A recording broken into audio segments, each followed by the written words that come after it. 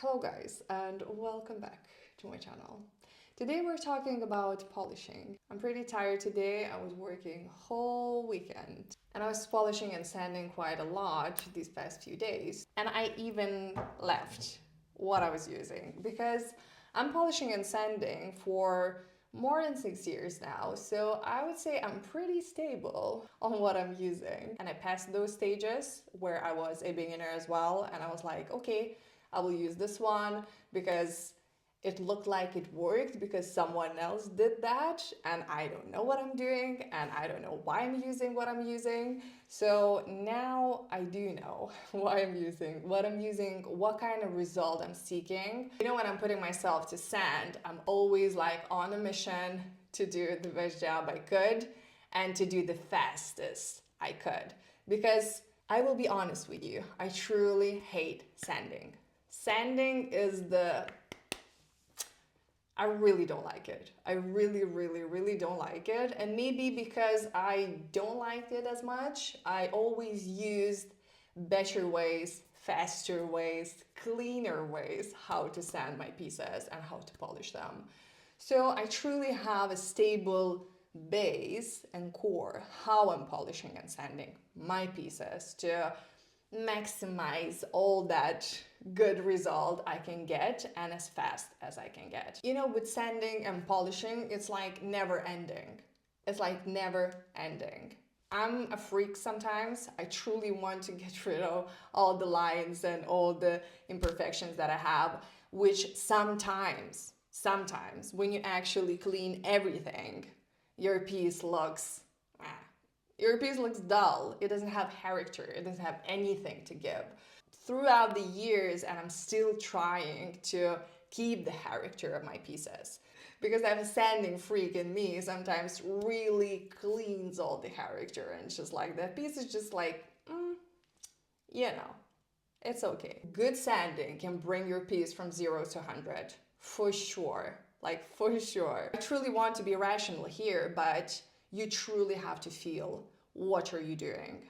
I love the saying when they say you can give all the knowledge that you have, but you will never give your hands. Hands are the treasure that we have, and everybody's very unique. So usually pieces will show your character as an artist as well. Maybe you have, a harder hand and your pieces will get that too. It will be more bended maybe, but it doesn't mean it will be bad or good. It's yours, With polishing and sanding, we can customize our pieces as well. So it really depends what kind of finish you want, because when I see the piece, I have a vision how I want to finish it, right? Maybe I want soft matte. Maybe I want high polish, mirror shine. Maybe I want to create some lines in my piece as well. But if you don't know how to do that correctly, usually you end up messing up the piece. You end up taking the corner where you shouldn't be taken off, and actually choosing the right brush. It's a crucial thing in jewelry making. That one brush can just ruin your piece totally. And yeah, you can spend 4 or 5 hours on sanding and just be disappointed in your piece. That we don't want. So I truly want to save your pieces, and I truly want your pieces would be as stunning as they can be. And I will share my favorite brushes and the main aspects, what you have to think when you're actually sanding. You have to check on yourself what works for you. Maybe brushes I'm using wouldn't be preferable for you. Maybe they would. Maybe they would give you a different perspective how you can polish your piece. And you're going through years polishing and sanding, you start to get it. You start to understand what kind of brushes and what kind of way you should use, because all the brushes has different meaning in polishing or sanding. It's very important to understand what kind of brush you want to use with compounds, maybe how much you actually have to sand your piece until you come to the polishing aspect, until you come with compounds to your piece. You have to understand that side of it as well. Practice makes perfect. I always say that in my videos. You have to try, you have to do a lot of sanding, a lot of soldering, like whatever it has to be. In jewelry making, we have to do a lot. A lot.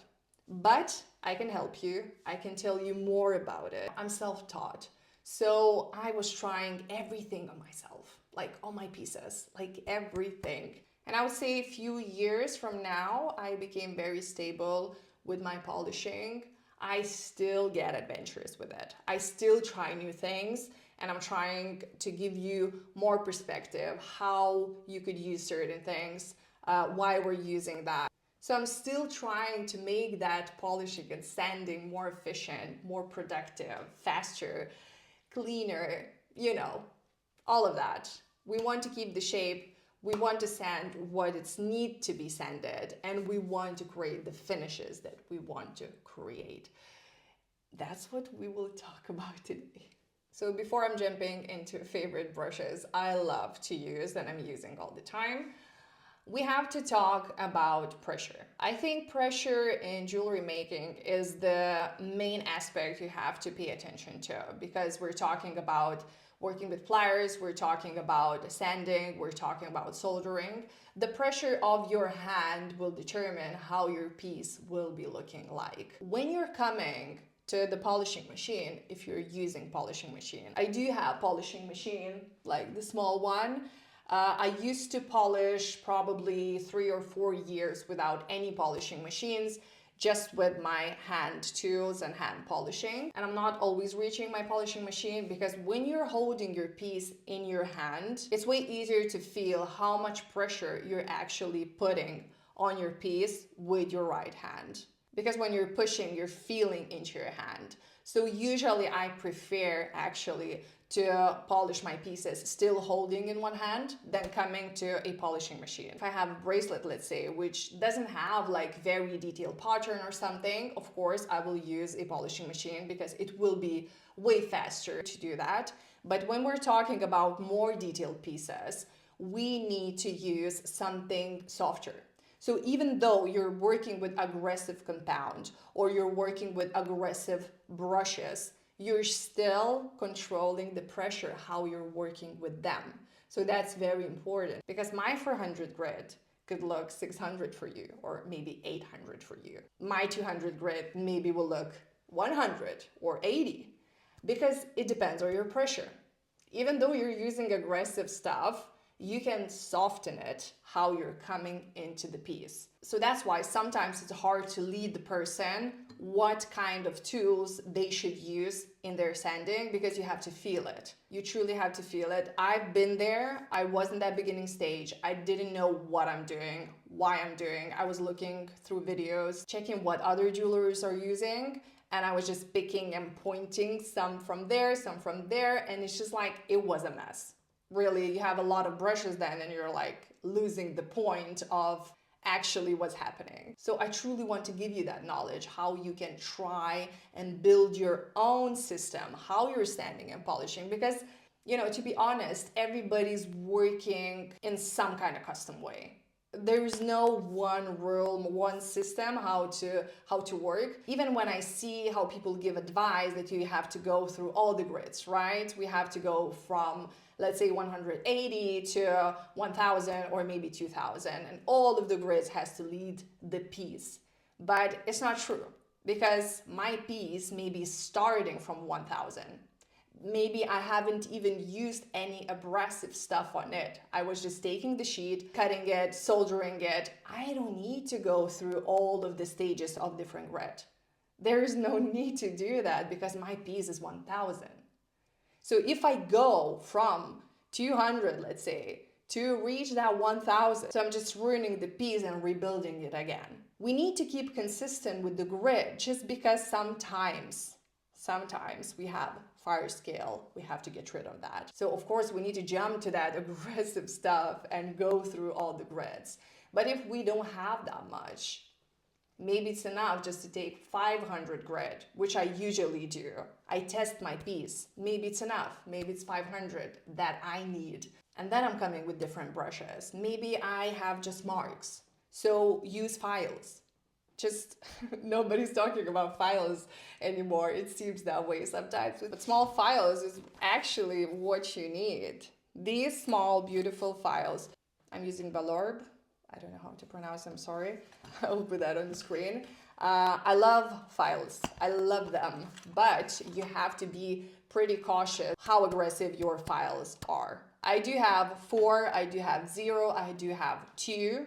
So 4, it would be very soft. 4, if you go very light hand, you even have like kind of mirror finish, just a bit, you know, edgy mirror finish. So big marks you want to file. You just want to file. You don't need any brushes, anything. File is the quickest that you can go. Practice more to work with the saw. Saw solving your problems of sanding way before you need to solve those problems. The more productive you will get with the saw, the less of sanding or polishing you will need after. Even with the saw, we can correct the edges. So the saw, the file, then we come with sanding, the cheapest and the fastest way how you can actually clean your piece. Now when we have a structure, then we're going to sand. Then I will be using, I don't know, it depends on the piece. 500 grit could be my option for the first go. I'm checking the piece, maybe it needs more, then I'm coming back. But I never choose the lowest grit because it's very aggressive. You will put marks and you have to take it out. You always have to ask yourself, what kind of finish do you want? Even though you want satin finish in the end, I would highly recommend to go through all the stages and go to that mirror beautiful finish. You don't need that mirror without any line. So you can bring your piece in that semi-mirror finish or high mirror finish and then put all the patterns, then put all the marks, maybe put hammer texture on, maybe create satin finish while using same brushes that you were using for sanding in some kind of stage. Usually I'm a big fan to do that. It really depends what kind of metal you're using as well, because if you're using the silver is very dull metal to work with. You know, I should write that on my wall because I always say that, but it's very, very true. That's why I'm bending, hammering, doing everything that I can that it wouldn't be flat, it wouldn't be dull. So even with mirror finish, you can get very dull if you're not bending the shape. That's why I'm showing you different kind of jewelry, because with bended shapes, we're wanting different finishes. If we have a bend in silver, we can bring a mirror shine and it will look even better. And that mirror shine wouldn't make our piece look cheap, because sometimes with silver and mirror shine, you can get very cheap look. Usually, I'm not a fan of mirror shine. I'm a fan of a good satin finish, maybe a bit towards to that mirror shine. Shiny, but with that softer look on the piece, not that high, harsh shine. Softer, rounder will make your piece more classic looking and will give way more value to your piece. It wouldn't look the same piece that you saw in the store. This video is sponsored by GRANDE, which is a huge jewelry supply store where I can find everything I need for my jewelry making. I always buy silver from them. I have a lot of tools from the site as well. It's very qualified and it's very easy to shop on the site. They have different categories for everything that you might need for your jewelry making. And they're giving you a code with $20 off of your shipping price. Thank you, GRANDE, for sponsoring this video. Also, if you're a total beginner when it comes to sanding, or even not a beginner, sometimes, you know, I have pieces that I bought myself from markets, handmade pieces, and you actually see that piece, how it's made after a while. Because sometimes you're sanding and polishing the piece, and on the first go it looks perfect, but actually after a while,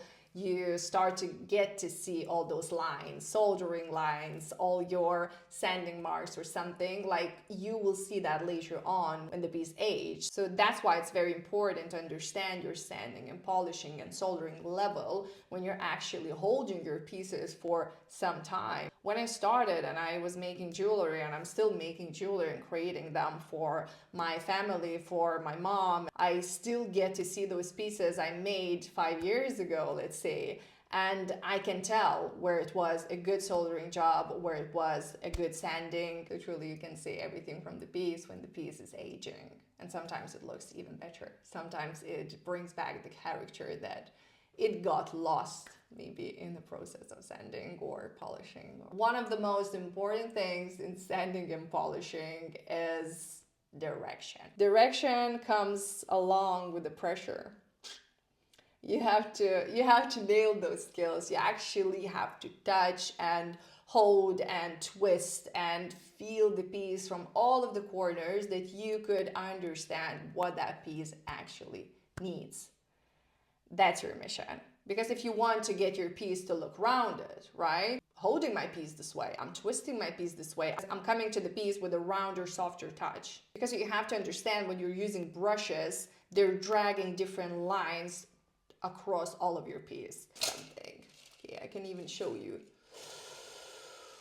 I left all the pieces here that I was sanding and polishing before. It's not much, it's just extremely collective, I would say. So we have, how many we have? 1, 2, 3, 4, 5, 6, 7, 8.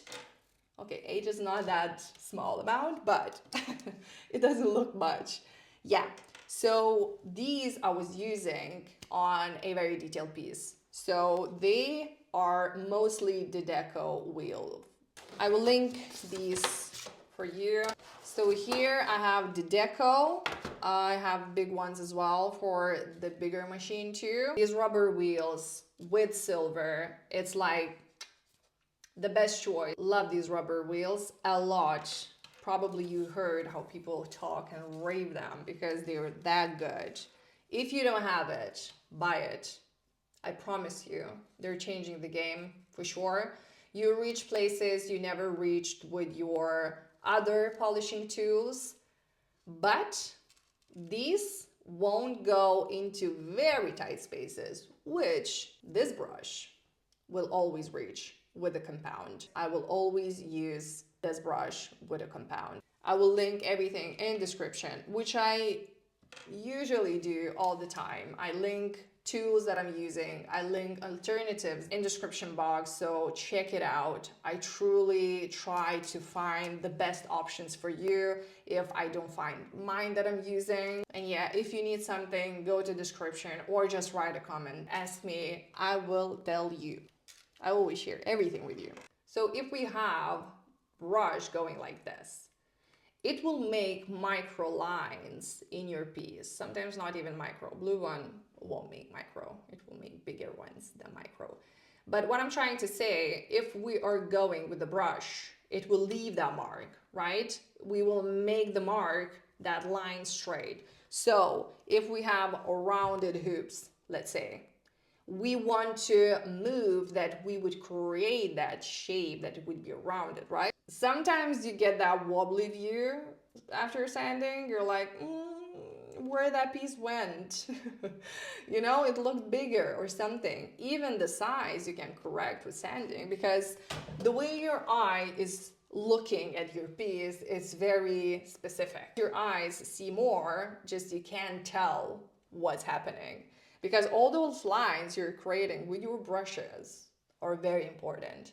So move with your brush and make that pressure with that movement that it would complement your piece, not opposite way. Because we can truly destroy our piece with very bad sanding or a very bad brush for sanding. Or maybe the brush is perfect, but maybe the pressure of the hand is too much. Maybe you're not even with the pressure of your hand and you're having like, you know, those blotches that you can't remove even though you're using everything. You're using wet and dry, rubber wheels, you're using compounds or something. Like sometimes it could be just because of your hand pressure, not because of the brush. Don't blame the brush first. Try different styles of polishing. Then you will know. Because, you know, I've been there. I was blaming all the brushes, I was blaming all the compounds that's ruining my pieces, and I was like, this is not working for me. But actually, it does. It's just you have to work with them as well. Another thing we have to discuss, you have to project your sanding. How can you project your sanding, right? You're just like taking 200 grade or 400 grade and just go, right? That's not the case. I'm talking about the points that you're starting with because I truly change direction depending on the side or the shape of my jewelry piece. It's very important the way you will go with the brush, especially if you want to create the character for the piece and you want to keep those lines maybe going, right? So you want those lines would be where they should be and showing that shape. You know, if I have round shape, I want to go like this because I want to build that round, that my eye would be seeing those micro lines and it will look still round, not make straight lines and like kind of stretch the piece, that it would be like elongated, which we don't want to. As you can tell from the background, I moved. I have a whole vlog about it. I'm still projecting my room, still projecting. Who watched the vlog, they know what I'm talking about, but it happened. I will show you everything in my other vlogging video. And step by step, I'm creating this beautiful room, which I'm starting to get obsessed with. And yeah, it's nice. And I'm sharing that with you. So if you haven't checked it out, check it out. And thank you for all of the comments and all the love for new tools, new room, and all those suggestions and advice. I truly appreciate that so much. It's like keeping my head spinning, you know? As I said, saw and files first, and then we come with sanding sticks, which I need to change so much and redo them because I truly use them a lot. So now I'm like, I ran out of sides and wet and dry. So I truly reached 500. I truly reached this one because it's kind of the last one that it's still working. And yeah, and you know, we use a lot and then it gets softer and softer. Bear in mind, after 500, we can get 1000 out of the same wet and dry. Okay, and I love these. I love them. One of my favorite pieces for sure because they are soft, they're like wet and dry, but they uniform your piece totally different because with the stick, you're limited. With the stick, we can create the shape. With the stick, we can keep the corners. With the stick, we can uniform, rounded look and all of that, but still, it won't give you uniform look that the piece would be evenly sanded as these will. Because rotary tool is rotating for a reason. It's giving you that uniform look. You're moving with the piece and your brush is moving along with you. So these are fantastic. You just need 400, 600 and 1000 and these will change the game for you for sure. I sometimes even create softer matte finish with 1000 grit. It's very nice touch. Even after tumbling my piece, I could use this one if I want very soft matte finish. They're so simple, but so effective. You know, when I discovered these, it was my favorite thing to do and to use. Now I have more alternatives, but still, if I have bigger places to go with the round, is the quickest that you can get. Because when we're talking about this style of the brush, you see the size difference? You don't want to go with this one if you have big space to go through and it's quite flat. You want to use something like this, but not like this. This one we're using if we want to reach places that this can't reach. And the pressure of your hand will determine how these will work. So that's awesome as well. If I want to reduce a bit more, I will just push it more. But if you're pushing more or you have more intricate pieces, sometimes I go inside my piece with these, so you can tell we have we got some distortion, but you know, like if the piece needs it. Next thing is my favorite too. It's all of my favorites. You know, if I'm using, it's my favorite. Okay. These are a treasure. If you haven't tried this, just go and buy it. There is no option other than to buy these because they're a game changer. They're actually working like so good. And if you control the pressure of your hand, you will save your tools for a really long time because even with these, look, they're pretty nice looking still and I use them a lot, like really, even this tiny one, like look at that beautiful tiny one. Love these. This is my discovery of last year. I love the small ones. Always using, and it's totally enough, it's the gray one, the red one, and the blue one.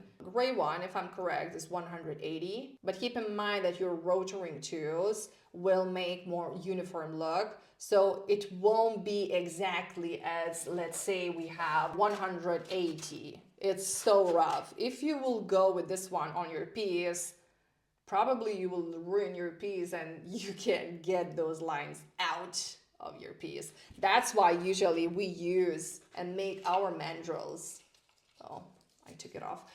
We use with rotary tools that it would get kind of softer in a way, because if you will use and like push it with your hand, it's very aggressive, extremely aggressive. So with these, you're getting tiny, tiny lines. These are standing like for that 180, but actually it's still more uniform, it's still softer. It will be just very, very matte and a lot of tiny lines in your piece. So you're coming with the gray one, then red one, then blue one. Red one, maybe it's 250. I will write everything on the screen because I truly can't remember. And the blue one, I think it's like about 400 if I'm right. And after the blue one, if I want to soften things out, I can use 1000 grit wet and dry, this one.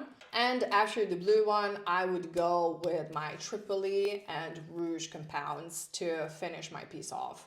Usually I never finish just with rubber wheels because usually I have intricate pieces that I'm soldering and I have more lines that I can't reach with rubber wheels.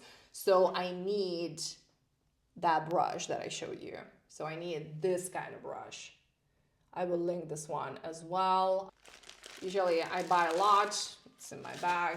You go through quite quickly if you are using triple compound because the brush is quite thick and the compound is quite aggressive. So you're losing bristles after a while, but they're cheap, they're effective.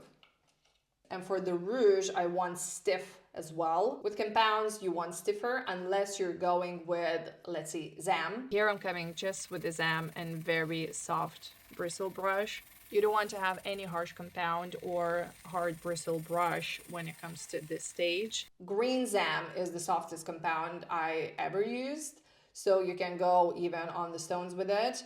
But when it comes to rouge, when it comes to Tripoli, there is no option for that. There's no option. They're quite aggressive. So with rouge, I would use stiffer brush as well because rouge is quite thick itself. So you want something thicker to go in. So many people are just dishing rouge and Tripoli, and I do understand why, because it's very hardcore, aggressive compound. But if you want a tasty mirror finish and you want those lines even to be a bit corrected after soldering, there is no file and there is no rubbery wheel or something that you can reach sometimes those lines. And you need some kind of aggressive compound to come in there and clean it for you and prepare that line and uniform it. And, you know, I could say I don't like Tripoli, but the way it makes my pieces to look like, there's no other. There's no other. And it truly depends on the piece as well. Sometimes I'm finishing everything with the Zam. If I don't have very detailed piece and I don't have to go in, you know, if I don't have to go in, I can use just Zam. And it's really, really beautiful compound to work with.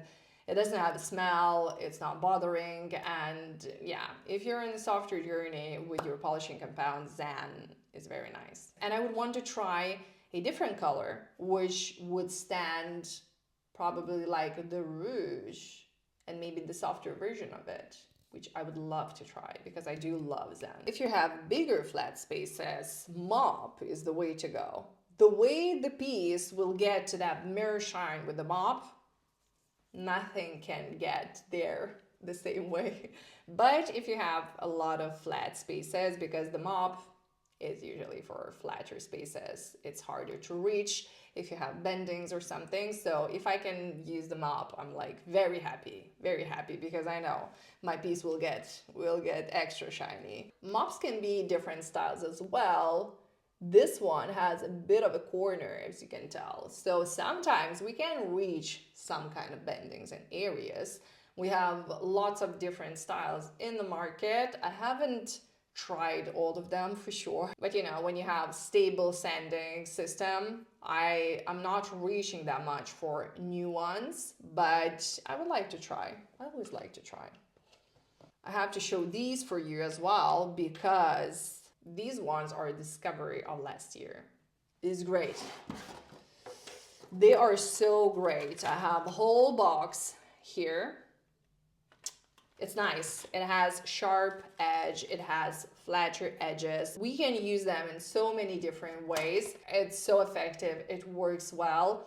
Of course, you want to save them as well, not use a lot of pressure. Use it where you actually have to use it. That's why I'm always saying if you can file things off, better to file things off, because these are getting to that pricey side because they're not lasting that long, I would say. For me, it's lasting quite good. I don't have any complaint because we still have to be aware that it's saving our time, and actually a lot of time sometimes. You know, like sometimes I truly spend 5 hours just to sand my piece, just one piece to sand. So you know, you want to make sure that you're actually using that time correctly, not like, you know, putting 2 hours more on top, because everything is inefficient. So if you're thinking that you're saving money while you're using this one and you can't reach areas and you're just struggling to reach it and it's taking you forever, better to buy something like this because it will reach it quickly and you don't have to sand that long. In my wet and dry abrasive video, which I can link it here, and I was talking how you can use wet and dry paper. It saves you and it saves a lot of your money, but it's not saving your time sometimes, you know? So you have to understand where you're standing. Maybe you have more time, which I did when I was a beginner. So I was using all the wet and dry versions that I can get. And now more about what kind of thing will get me there faster. But I'm still having custom needs with my pieces. So sometimes I truly need those old school things. Wet and dry paper is the perfect option to create whatever finish that you want to create on your piece. So you have to not forget to use old stuff too. When it comes to wet and dry, you will go through grades and you get softer and softer and softer, and your lines becomes not in one row, it becomes a bit more with your piece. And yeah, you truly have to understand what your piece wants, what you want that piece will look like. The sponge goodies, you know, I still love sponges. It saves time, it saves money. What else it saves? It saves your hands as well, you know? So it is a good thing. Just you have to know where to use it, why to use it. Sometimes I'm even cutting my sponges out. If I, let's say, have a bezel and I want lines on my top part of the ring, but I want to save the bezel, right? And let's say maybe I have the stone there too as well. So I could cut it out and use soft sponge side on the bezel itself, but create the lines, straight lines, and keep that bezel round lined as well. So get creative with everything that you have. You know, I always love to say that create the best out of what you have already.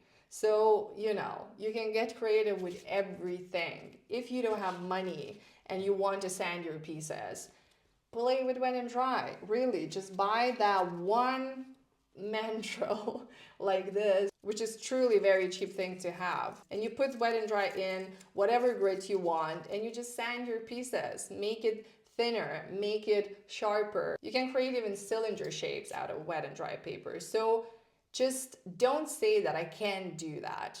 You can do that. You just have to try and find ways how to do it, but you can. You always can. With the tumbler, so many people are using that wrong, so wrong. And the wrong about it is understanding the tool purpose. Because tumbler purpose is not to clean all of your marks and edges. It's not the tool for that. So if you are thinking that you have to tumble your pieces for 10 hours, 2 days or something, just to get rid of the marks or just to make all of that faster, you're taking a lot of energy. You are using a lot of electricity you are spending a lot of money as well for that energy. So yeah, I never use tumbler more than 4 hours, ever. So usually I'm using 2 hours max. It really depends what kind of tumbler you're using as well. If you want more knowledge about the tumbler, I can make a separate video. And when it comes to big polishing machine, I'm using the same way, just bigger wheels. I have bigger rubber wheels that I'm putting on my polishing machine. If you're thinking to buy it or not, you should buy it because it's a time saver. Even though I'm polishing a lot with my hands still and I'm holding my pieces, if you don't have very delicate, detailed pieces, I would suggest go with the bigger machine because it's stable. You're pushing your piece with both hands. If you want that piece would have even finish, with the bigger polishing machines, when you're holding your pieces with both hands, you can achieve better. So if I can, I will always use a bigger machine because it will make way faster sanding. So if you're on a debate, should I buy it or not? Buy it. It saves a lot of time. Oof, I talked a lot. I know. I always talk a lot. I always try to give you as much as I can give you and be as clear as I can be, which is very hard when you have a lot of information in your head, and I truly want to give you the best things that you can try and use and be better, that maybe you will get your answer quicker than I did. You have to try. You have to do. You have to try things even when you're like, oh, probably this won't work. But actually sometimes it turns out that it will actually be the best thing that you ever tried. Try, do, practice. I truly want your pieces would shine, with mirror shine, or be very delicate and soft and matte, and however you want to create your piece.